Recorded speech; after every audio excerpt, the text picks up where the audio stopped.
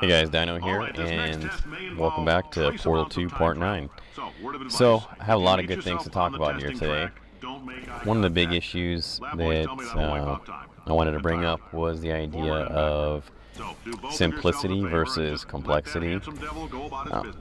Excuse me, and as it relates to basically gaming as we know it today and where gaming came from. So, the reason why I want to talk about this is a result of we're seeing a lot of new games coming out. You know, the whole E3 thing just happened, and it's interesting seeing people's comments on a lot of these games because not everyone has the same perspective, and I feel like I have, I guess, a bit of a unique perspective because I've played games for a while, and you know, I've played the entire Battlefield series, and I've got to see how it's evolved, where it's come from, where it's gone, where it's going. And I think a lot of video games, regardless of what game they are, have headed in a similar direction. So what I mean by this is both, you have what, I think Battlefield, Halo, probably COD are your big three popular FPS games. And one of the commonalities that they share between all three of those games is over the years there are a variety of different ways that they've each done this, and I'm most familiar with the Battlefield series, but essentially they've gone from a game where it supports or encourages, I don't want to say encourages, but a game that provides an environment for somebody to excel, to where it provides an environment for everybody to excel. And when you have an environment where every single person can excel, well, obviously it really doesn't mean anything anymore when any given person is excelling, because it doesn't mean anything to be the best when it's possible for any given person to be the best on, you know, essentially any given Sunday. So one of the ways that they've done this, well, I guess I'll wait on that for a minute. The reason why they've done this is because games in the past, you know, it was really frustrating for people to join up that weren't familiar with the game, and they didn't like playing, you know, Quake or whatever it was and being gibbed instantly, feel like there was anything they could do about it. A lot of those types of games, you know, catered to a very select few who had very fast, I don't want to say reflexes. I've talked about that before. I really don't think that most people have much faster reflexes than others, but you know, they had a lot of hours. They were very accurate with the guns. They knew the maps very well. And so, you know, all the basic elements that make any one person better than another, but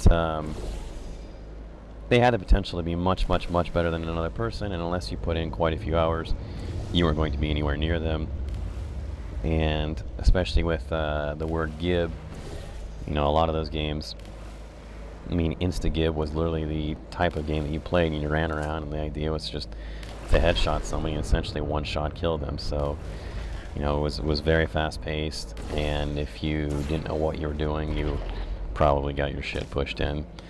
You know, similarly back with Battlefield 1942 came around, you could tell who the good players were and who the bad players were, not because of any one round, but because the good players would consistently score well every single round. It didn't matter what map you were, as long as they were doing their thing, you know, they were going to score really well, and it was the off chance that they wouldn't.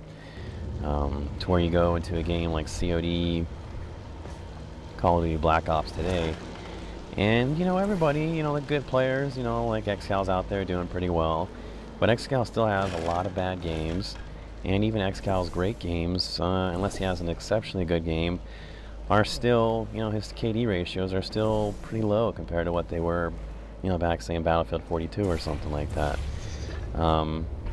Essentially, I think consistency counts for a lot, and that's how you tell who's good and who's bad.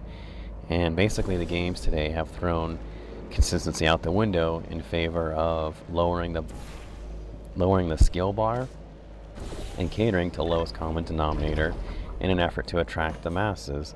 And this is a really interesting scenario for a lot of reasons, because this can only go on for so long before people I'd like to think before most people start seeing what's going wrong with video games. Before, you know, they start realizing that, oh, hey, I'm not good at this game, or it's hard to tell if I'm good at this game because everyone else is capable of a similar score, you know, on any given game. You know, I'm looking at my overall KD, and I have a 2-to-1 KD, maybe. You know, what gives? And it was actually really cool that they released the Modern Warfare 3 trailer, and their overwhelming majority of comments on there are actually bashing it, which is fantastic to hear, that people are starting to evolve and starting to want more. It's not the select few individuals who have played competitively in the past that are saying this game's bogus, but it's everybody who's starting to do that, so I think that's great. But to go back to my previous point, the whole simplicity versus complexity argument, one of the ways that games are, I believe, well, essentially dumbed down while simultaneously being promoted as a bigger and better game in the past is essentially becoming more complex. So let's see, I'm trying to figure out, want to make this as concise and organized as possible. The first thing I guess we'll talk about is levels. So I'm going to use Battlefield for most of my examples here because that's where I have most of my experience spent. So Battlefield, you started off early on, Battlefield 1942. You had four classes. Depending on the map, they all had one gun apiece. You didn't get to choose. That was it. Also, the environments. We're talking about the levels. The environments they were very, I don't want to say very, well, they weren't, well, I guess I don't know, they were simple. So you didn't have destructible, well, just about anything other than vehicles. I don't think anything really blew up. So there was no shooting through different surfaces, there was no blowing holes in walls, there was nothing like that. But more importantly, as opposed to the indestructible environments, more importantly, you had very few places for any given person to sit in and camp. This is in huge stark contrast, not only to like Battlefield Bad Company, but also, you know, like COD, where the environment is so complex and so rich with so many different buildings, and you know, many of them have multiple levels to them. You know, like the jungle map on, you know, COD Black Ops is just brutal. There's so many places to hide, so many places to camp. That is, there's no way that any one person can look and see every, you know, can look around and be like, hey, I know that somebody's not there. There's just too much going on, and that's another one. It's a great way to bring a random element to the game when there are so many different ways to camp and there's no way to stop them all. So it's just hoping that people aren't in certain areas, and you can do your best by sticking to the perimeter and playing the maps and getting a feel for where people like to go. But essentially, like I said, the maps are very, very, very different. I think if you had the exact same maps in 42, but they were destructible, it really wouldn't be that big of an issue. Like I said, I think that what's worse is having so many barriers, so many gas cans, so many different rooms with so many different stories to them. You know, it makes for a camp-rich environment. The other thing, I started to talk about the weapons because they do relate to the levels. So the levels in COD versus say 42, COD is set up to be a TDM game, whereas Battlefield is built around a conquest game. So the conquest style game is typically much larger. Even though COD does have some, domination, the game is essentially built around a TDM style map. So most of the maps are very close quarters, which is actually nice because it can help out with eliminating some of that camping if you're moving from door to door and room to room. But the weapons and how they function is much different. And whereas in Battlefield you could, most of the assault guns, they had a very limited range to them. It was hard to go long range, and also they didn't penetrate surfaces, and so it was really difficult. Plus the guns weren't nearly as, they didn't shoot as fast, they didn't have as much ammunition, and they weren't as strong. So you had a very different feel. Most of the assault encounters took place at medium to close range, whereas you can be picked off in COD from such a long range depending on the different maps. Then to go back in a bit of a level thing, you know, when you see somebody, as a result of the guns being shooting so fast, being so strong, and the ability to shoot through different surfaces, it's essentially just kill or be killed. There's very little reason to run out and you know, feel like you're outgunned, so then you run and hide behind a different building or something like that. That can occasionally work, but you're usually better off just spraying the guy down and hoping that you kill him before he kills you. So that's another one of the ways. One of the biggest differences as well is, well, keep talking about the guns, is just the sheer amount of variety of guns. And this is kind of frustrating because developers talk about how great and how much variety their game has, how unique it is, because everyone's going to have their own different version of what works and what doesn't. And you can't put a game out with 4 trillion different guns and all the different types of ammunitions and attachments, because what's going to happen is eventually people, and it was quickly figured out in CODBO, you're going to go with some version of the FAMAS, and especially when you can rip down the gun fact sheets and see what gun shoots the fastest and how much damage they'll do. It's really simple to figure out what the best gun is, and I think we'd all be better off with having fewer guns and having developers make those as unique as possible, as opposed to having 4 trillion guns that are all essentially, you know, they're so close to one another that you oftentimes can't even tell the difference between them. You know, you have to look at the you know, the fact sheet or the data tables in order to even figure it out. I think one of the options in order to solve this problem is to basically give people the ability to create guns themselves. You know, give them a set of points. You have 20 points, and you get to assign and build any gun you like with any range of options. And you know, all these options up to developers to decide how many, you know, which options cost a certain amount of points. That would be one way to potentially solve that issue. Still give people the variety, but I don't think that necessarily just slamming down 4 trillion guns is a great way to give the game variety, because I think it's a false promise. It doesn't give variety. Essentially, people use, you know, more or less the same guns or very similar guns, and it's not actual variety. It's crap. Anyway, it's just, like I said, it's kind of false promises. The last thing I wanted to talk about, and one of the best ways as far as FPSs have done to decrease the amount of skill involved in the game and to make them more attractable to the masses, is radar. There is no bigger skill in FPS gaming than keeping your head up, being knowledgeable about where people are at, knowing where they're at, where they're coming, and what you're going to do. It allows, you know, the guys who have tunnel vision versus the guys that don't have tunnel vision. It's a humongous skill, and at least in the Battlefield series, in the first, you know, early days of FPS gaming, like this is what it was all about. And to have that stripped away and have radar given to everybody like it is in the, you know, current Battlefield Bad Company and COD series is just a huge equalizer. It really doesn't get, I don't think there's an element of the game that has a single greater impact on it than simply giving everybody radar. I think if you were to remove radar from the game, even with the way how fast guns are, even with the levels, even with how powerful guns are, and even with claymores and everything else, congratulations. I think that the game would drastically change if radar was simply gone from it, and all you saw were your teammates, and you did not have the ability to see your enemies. I think that the whole spy plane thing, I like the idea of being able to see people, but unfortunately, it's up way too often and for way too long, and it's just way too powerful of a tool. Like I said, I cannot imagine going back and playing Battlefield 42 with that.